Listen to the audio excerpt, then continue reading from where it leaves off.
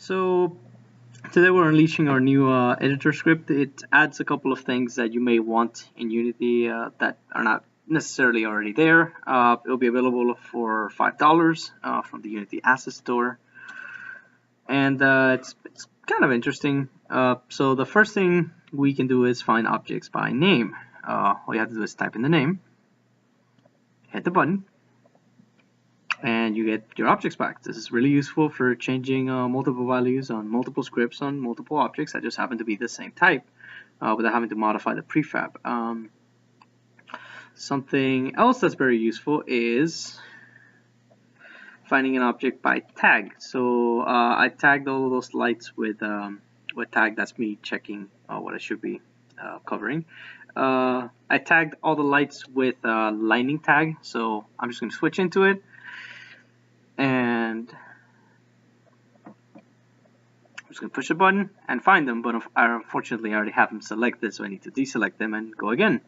So now that I found all the objects by tag, you can do the same thing you did with the name, except that you can do it across multiple objects as long as they share the same script.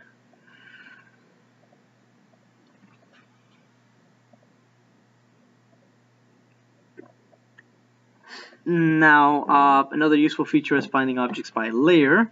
I try to find the player, but there's no player because we spawn it, so that's correct behavior.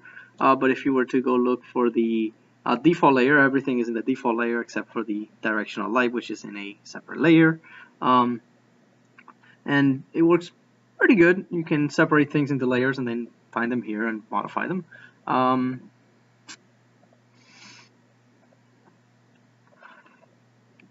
Another feature that people found really useful was the select children option. It's basically a button. You select an object, you press select children, and you can select every child of that object with just a couple of button presses.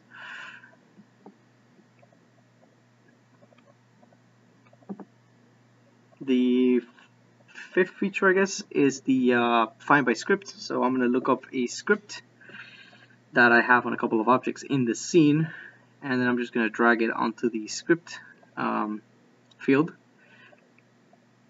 and then I press the object find objects. I press the button find objects with script, and I end up with the objects that contain that script, which makes it really useful for isolating them or troubleshooting.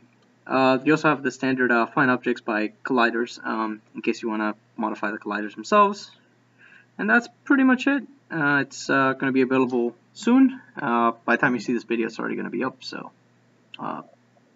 enjoy your purchase, I guess.